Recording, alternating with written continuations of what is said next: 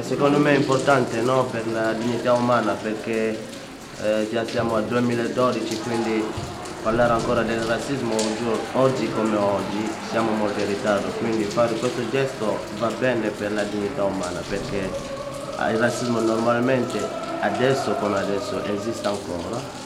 Purtroppo il mondo sta andando avanti, quindi abbiamo fatto bene a farlo.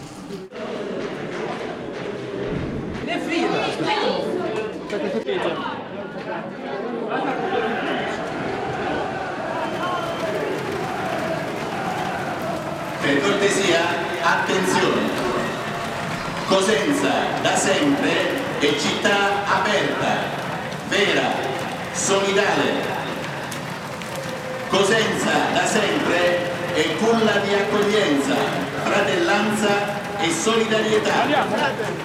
Questa città, questo stadio, questa curva, questi colori sono da sempre in prima linea nella lotta contro il razzismo.